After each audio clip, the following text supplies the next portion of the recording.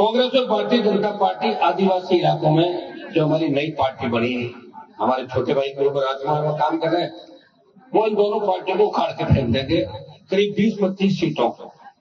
सबकी इच्छा है कि वीर तेजाजी महाराज जितने वचन के पक्के थे और अब तेजाजी महाराज के आशीर्वाद से राजस्थान में बदलाव हो सकता है।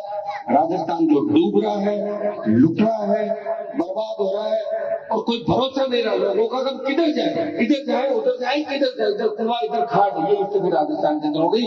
तो हमें एक नए रास्ते की तलाश है कि राजस्थान की प्रत्येक जाति चाहती है, कि राजस्थान का प्रत्येक वर्ग चाहता है। ये हमारी माताएं मैंने जो बैठी है, तो उम्मीद छोटे बच्चे हमसे लगा के बैठे थे स्कूल कॉलेज से, वो एक उम्मीद करते हैं कि हनुमान जी आप सबको ठीक कर दो, और मैं भी उसी में लगा हुआ हूँ कि मैं सबको ठीक कर दो। और 28 में अगर आपने वोट नहीं दिए, सब तो ठीक होंगे, जो नहीं होंगे, लेकिन मेरे को ठीक आप जरूर कर दोगे, ऐसा मुझे लग रहा है। अगर 28 के रण के अंदर पिछड़ गए, क्योंकि उम्र तो बढ़ रही है, वो हाथ थोड़ी आएगी वापस। दिलीप जी मुझे पता है 18 में चुनाव लड़े तो आप होंगे 25-26 साल के, 30 के होंगे, मेरे लगभग आप थोड़े से बड़े हो मेरे से। अभी भी इंदिरा जी कह रहे थे दिलीप जी बुढ़ापे क्यों जा रहे, जा नहीं रहे। दिलीप जी को मैंने 20 साल से ऐसा ही दे रहे, इनकी उम्र बढ़ रही है। सुनो, और इतने एक्टिव है, मेरी बात सुनो। मेरी शादी में आए थे 2009 में, 4-5 घंटे रुके थे, मेरे से बहुत सने इनका कि चाहे निर्दलीय थे, चाहे कांग्रेस में थे, चाहे कहीं भी थे, लेकिन दिलीप जी का मेरा बहुत बड़ा लगाव है। और उसका आपने देखा होगा, जब ये चुनाव लड़ रहे थे, मैं वोट मांगने इनके इलाके के अंदर आया था, और जो सभा थी 40,000 की, तब हेलीकॉप्टर से उड़ रहे थे, जो मेरे साथ भाई चंद्रशेखर आजाद थे इसी जगह। तो जो सभा आज से तो ज्यादा सभा थी, सुनो, बड़ा सभा आज भी बड़ी है, लेकिन वो सभा बड़ी थी और हमने ये कह दिया था ये seat Azad Samaj party RLP के खाते में आ गई, ये हमारा कॉन्फिडेंस है। ऐसा राजस्थान में बहुत सी सभाओं के अंदर हुआ, सभाएं 50,000 वोट आए 30,000, सभाएं 50,000 की वोट आए 20,000, ये हुआ ऐसा।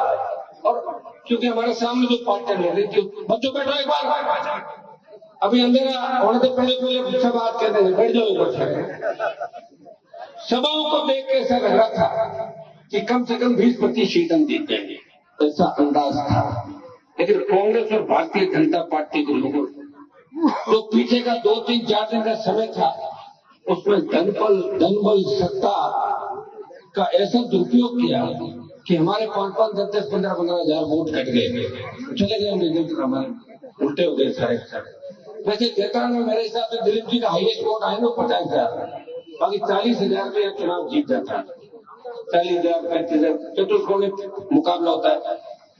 लेकिन अब जैतान के अंदर मैं पूरे रोड से आया था, सारे समाज दोनों हाथों से आशीर्वाद दे रहे हैं कि जैतान की सीट कांग्रेस बीजेपी से छीन के राष्ट्रीय लोकतांत्रिक पार्टी के खाते में डाले। और मैं आपको विश्वास दिलाता हूं, आज जिस तरह तेजाजी महाराज के मंदिर इस देश के अंदर बन रहे हैं, मैं हरियाणा को सब जगह घूमते रहते हैं, इनको पता है। और जो उत्तर प्रदेश, हरियाणा, पंजाब, जम्मू, हिमाचल, वहां तेजाजी महाराज के जयकारे लगा रहे हैं। बॉर्डर पे आप बर्फ के वापस देख लो, आप लेह लद्दाख में बच्चे झंडे लेके जा रहे हैं, एवरेस्ट हर जगह, दुबई से लेकर तमाम देशों तक। और अफ्रीका के अंदर जो हमारे भाई है, वहां वाले अफ्रीका वाले तेजाजी के बारे में वीडियो जारी है मुझे रब देश के अंदर। लेकिन तेजाजी महाराज तो प्रचार में चले गए, तुम मुझे बोले ना अफ्रीका चल, तुम्हें ये रहना चुनाव करना सिर्फ माधु जी 28 तक ये रहना, सब वैसा नहीं है। आप अपने लोग भोले बहुत हो जाते, आलोपट्टी में चलना पीछे चलना नहीं है। 28 तक सबको राजस्थान में रहना है और 28 तक अब ये करना औरों को साथ लेना है। अरे हमारे समाज के लोग, ठीक है, मैंने क्या कहा, आप टाइम पास करो, कांग्रेस में करो, बीजेपी के अंदर करो, लेकिन तुम अगर इस काम को कमजोर करने का प्रयास करोगे, मंत्रियों की चप्पल उठाने के चक्कर में अगर ये कहोगे ये प्रोग्राम कौन करा रहा, कौन नहीं करा रहा, मैं करा रहा हूँ प्रोग्राम, तो मैं क्या भजन गा लो, मोदी कहते मेरे को रोक ले, घूम रहा हूँ देश के अंदर, तुम्हारी छाती में मुंह करो ना, मेरी हिम्मत है। मेरे बच्चों को टेलीफोन करके डराने का प्रयास किया, 48 घंटे के बाद परिणाम के लिए रेडी रहना, 48 घंटे बाद क्या होगा उसको तैयार रहना भाई, जो भी दिमाग से कचरा निकाल देना, पहले मेरा इतिहास पढ़ लेना सारे, ठीक है। हनुमान जी क्या थे, कहाँ से आए हैं। कई लोग तो पैदा हुए ना, उससे पहले तो मैं राजस्थान में लड़ रहा था, मैं तो वहां से लड़ते लड़ते ही आया हूँ भाई, लड़ता था जयपुर से लड़ते लड़ते इधर बैक आया। लोग तो लड़ते लड़ते आगे गए थे। ये राष्ट्रीय लोकतांत्रिक पार्टी ऐसी थोड़ी बनी है। और आज हरियाणा, उत्तर प्रदेश और दिल्ली और देश के अंदर जो नारे लग रहे हैं वैसे नहीं लग रहे थे। ये त्याग, तपस्या और वीर तेजाजी महाराज का आशीर्वाद है। बहुत से लोगों ने कोशिश की थी हनुमान बेनीवाल को झुका देंगे, रोक देंगे, मार देंगे, ये कर देंगे। क्या मार दिए क्या? मेरे खिलाफ सोचने वाले कहाँ गए? उनका पता भी नहीं चला, वो धरती पे है या चले गए ये भी पता नहीं। आप एक बार देखते जाओ सारे, क्योंकि लड़ाई बड़ी है। मैं सारे विरोधियों को एक दिन में नहीं कुचल सकता, समय लगेगा। जिस दिन सरकार के अंदर आ गए और थोड़ा सा समय मिल गया, सारे विरोधी आरएलपी का झंडा लेके या तो ज्वाइन करने के लिए भागेंगे या बंगाल की खाड़ी में जाके कूद जाएंगे। बच्चे कहने के खिलाफ इसे तैयार हो जाओ, अभी डरो मत। तुम अगर डर लगे मुझे फोन करो, फोन नहीं उठाऊं मेरे पास आ जाओ, फिर डर खत्म हो जाएगा। मैं बैठा हूँ, आप चिंता की। हनुमान जी महाराज के नाम की तांत्रिक बांधने से सारे भूत प्रेत भाग जाते हैं। मैं तो 7 दिन में पहले तो मैं अकेला था, इंदिरा जी थी, अब दिलीप जी आ गए हमारे साथ। बताओ तो 4 साल बाद सरकार फिर कुछ नहीं कर पाती भाई। सरकार की जवानी रहती है 2.5 साल तक, और भजनलाल जी की जवानी आई नहीं राजस्थान के अंदर। कहाँ आई बताओ? पहले दिन से देख रहा हूँ कितनी ज्यादा इनकी जवान फिसलती है। बोलना कुछ होता है, बोल कुछ रहते हैं। आज तो वीडियो और कहते हैं कि मैंने कब गलत बोला, बात को दौड़ा था विधानसभा के साइड में कुछ देख रहा था इसका वीडियो। ये राजस्थान का दुर्भाग्य है। और दिल्ली के अंदर एक बात चलती है कि राजस्थान में ऐसे लोगों का अपना सत्ता चली गई, मजाक बन गया राजस्थान का, और ऐसे नौसिखी अफसर लग गए। सारे 10 लोगों के नजदीक की लोग थे, वो भजनलाल जी के चारों तरफ लग गए। एक भी समझदार मंत्री नहीं। अब भजनलाल से चलो आगे, भजनलाल से चलो गुड़ा मलानी का मंत्री, एक दिलते जवाब को पता लगेगा।